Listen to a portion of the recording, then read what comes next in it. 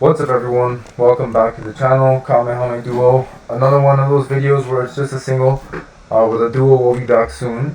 Got an interesting one today. The Demon Slayer movie just came out, so I came across this idea. Probably going to do a couple more Demon Slayer power ranking videos, but this one is just power scaling the Hashira and the pillars. So pretty excited to do this one. Shout out to Lilo1 for making this list. And it's your traditional power scaling from S to D. Just to make this a little more interesting, I'm going to make it so that I have to put at least one person in each level. So I've got to have someone at S, A, B, C, and D. Now, all of these characters are very powerful, so whoever ends up in the D ranking is still incredibly powerful. It's just relative to the rest of the group, they are at the end. But again, every one of these characters is powerful. It's just going to make it more interesting having to really differentiate between them. Just to make the ranking more clear here, I'm going to be ranking these characters using their prime powers. Okay, so this is going to be their prime powers. So when I'm ranking Inosuke, Tanjiro, and Zenitsu, I'm not going to be putting them based on how they were in Season 1 or Season 2. I'm going to be looking at them really in the Infinity Castle arc, to the post-Infinity Castle arc. But anyways, let's get into it. And again, because I have to put a character in each category here, I might tweak them as the video goes on. But let's get into it. First one here is Giyu. I'm putting Giyu A rank. S rank is going to be reserved for the strongest of the strong. I don't think that Giyu is the strongest Hashira, but he is still incredibly strong. We saw him absolutely no difficulty, or no diff I should say, Lower Moon 10 I believe it was. Didn't even pose a single challenge to Ryu, so we know that Giyu comfortably scales above a lower ranked demon. When we look at his feats as the story goes on, especially in Infinity Castle arc, he is able to keep up with Akaza. You could make a case that he is the best defensive fighter of all the Hashira. He's the only one that made it to the end of the fight while being engaged with an Upper Moon, Muzan, and then Tanjiro at the end. So I'm putting him at A rank.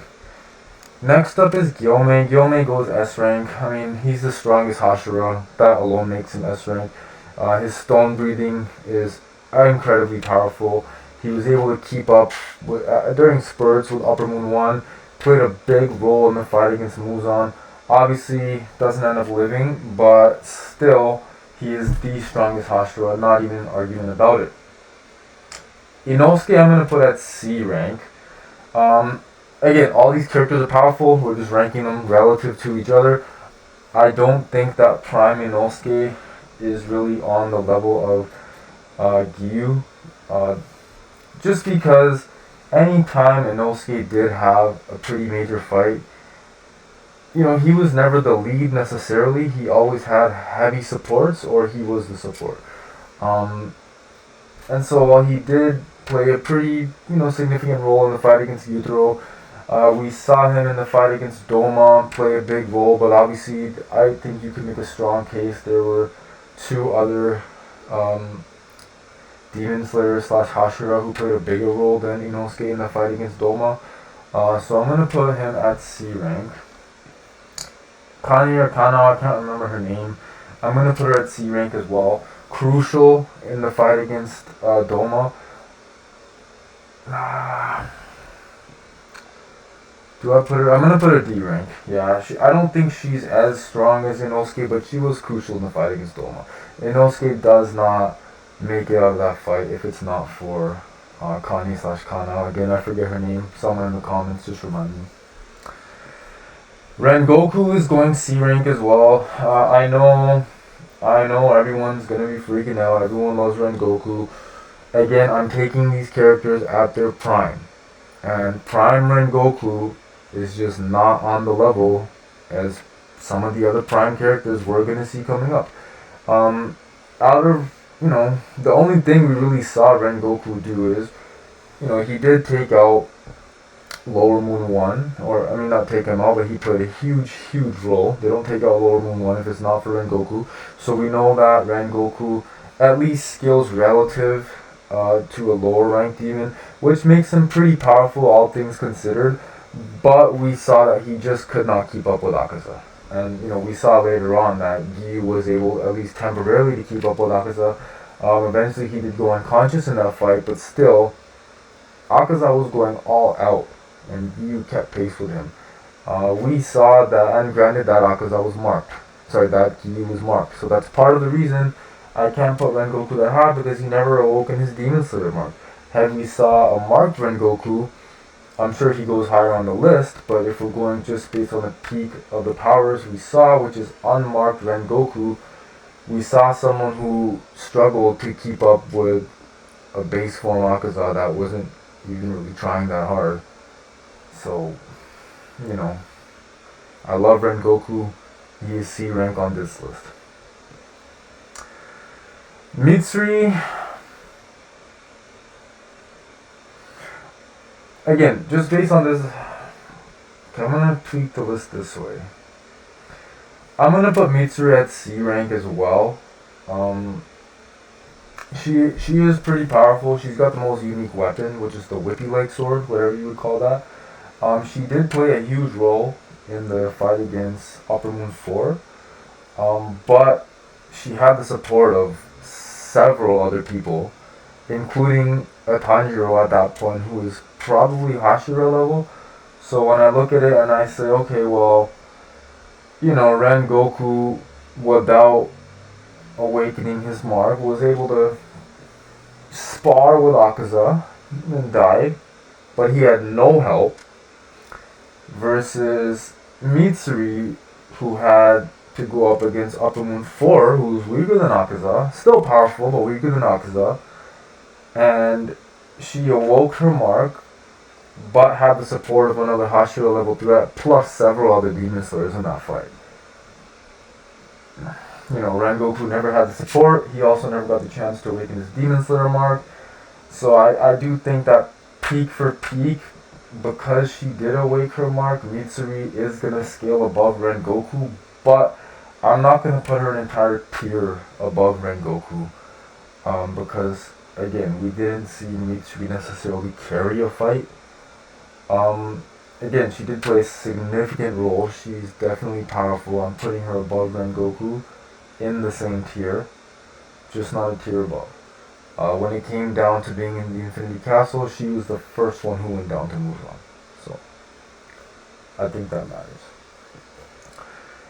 Muichiro's B rank. I don't think he's quite on the rank of Gyu. I know he soloed Upper Moon 5, but when it comes to just strictly combat prowess, I don't think Upper Moon 5 is necessarily the strongest Upper Moon. I think you can make a case when it comes to just straight combat. Gyutaro Upper Moon 6 is stronger than Upper Moon 5, Gyoko. That being said, an Upper Moon is an Upper Moon. He did solo an Upper Moon. Murichiro soloed an Upper Moon. So he's gotta be, I gotta rank him higher than the three I have below him. He did play a pretty big role in the fight against Kokoshibu. Obviously, he couldn't keep up with Kokoshibu, but he was the first to awaken the red sword. He did go down as a noble sacrifice. They probably don't beat Kokoshibu if it's not for Muichiro's sacrifice. And just the fact that he was even in that fight with Upper Moon 1, who is, the strongest demon up until that point, really. I think that puts him above Rengoku, Mitsuri, and Inosuke. Obanai goes... this one's tough. This one's tough as well. I'm going to put him A rank behind Gyu. I think peak for peak, he slightly edges Muichiro, so I might put him down to B rank ahead of Muichiro later. We'll see how the list goes. I just think, all things considered, when it comes to just pure swordsmanship, Obanai is one of the best. His breathing style is unique. You know, it enables him to be very effective in combat. Plus, he's got the snake that he can communicate with, so it gives him an extra set of eyes, which on the battlefield is incredibly important. He didn't have an upper moon fight necessarily. He did fight against that Nakime, I think her name is, the new upper moon 6, or the new upper moon Muzan made, the one that can manipulate the Infinity Castle, if you know what I'm talking about. But she's not necessarily that powerful in terms of combat. He did play a big role in the Muzan fight, especially helping Tanjiro outlast that fight. He did play a huge role. He even fought blinded. We saw the snake coming in very clutch when he was blinded. At the end of the day, though, he didn't have a huge upper moon fight. Probably the least significant of all the upper moon fights in the Infinity Castle arc. So he was the freshest when it did come to that fight with Muzan. So I have to take that into consideration. That being said, he is very powerful. Sanemi is S rank. I mean, again, base form, I would say that Sanemi is relative to Gyu and Obanai, but if we're going peak for peak, marked Sanemi, we saw him really for stretches able to go toe to toe with Kokushibu. Now he couldn't sustain it, and obviously ultimately Kokushibu scales way above a marked Sanemi, but the fact that he was even able to go toe to toe with Kokushibu for stretches at a time is impressive. You know, Gyome does not win that fight without Sanemi. You could say at certain points Sanemi might have slowed Gyome down, but I also think he bought Gyome some time at certain points. Talk about the fact that his blood can make demons drunk. Sanemi is incredibly powerful. S rank. I'm putting Shinobu at C rank above Inosuke. Obviously she's not the strongest in terms of combat. She's the weakest, the weakest sword wielding Hashira there is. But that's because of her physical strength. When it comes to speed, she's one of the quickest. Even Doma complimented her speed. She caught Doma off guard with her speed. I think that's pretty impressive. Obviously incredibly smart. She's got the poison. They don't win that fight against Doma without her. Because of her physical weakness and probably inability to keep up with, some of the other upper moons who really took the combat seriously. I'm not going to put her any higher, but I'm putting her above Inosuke because I think she played just a bigger role in the fight against Doma, all things considered. Tanjiro.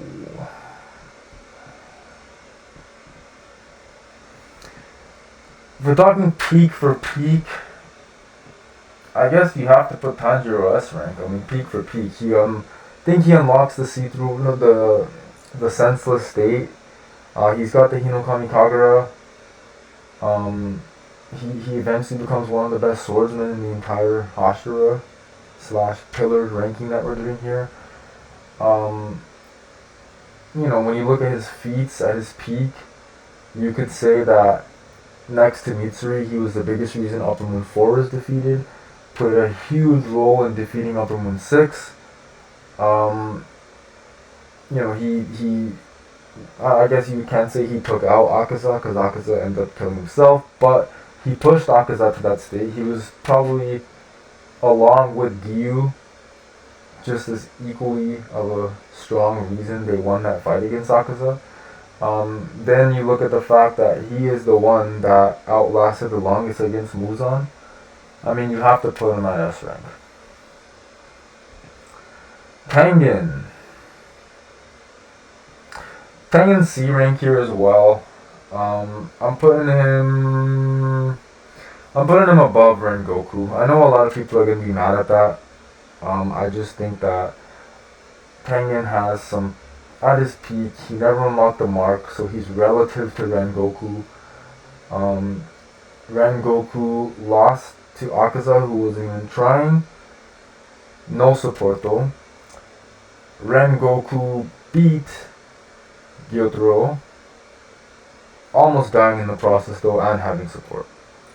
So, I could see people wanting to put Rengoku ahead of Akaza. I just think when it comes to pure sword skills, Rengoku probably skills. Tengen probably skills above Rengoku.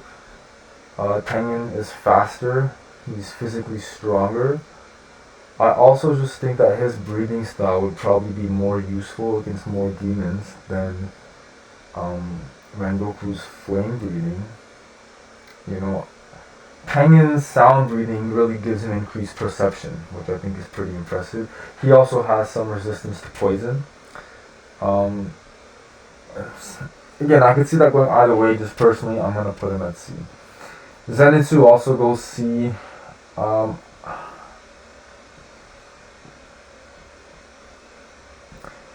yeah, I'll put Zenitsu at C. I'd say him and Inosuke are pretty much relative to each other.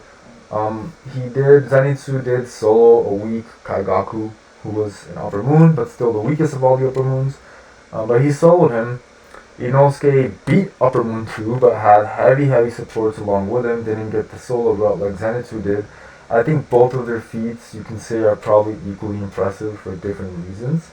So I'm gonna say they're relative to each other. Honestly, all things considered, when I look at this whole C tier over here, I do think that all of these characters are pretty relative, and you could change the order up on this C tier ranking in pretty much any order, and that would be pretty valid.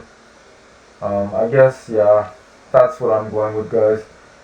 Let me know if you agree, disagree, like, comment down below, subscribe, and we'll come see you with some more of these tier list videos.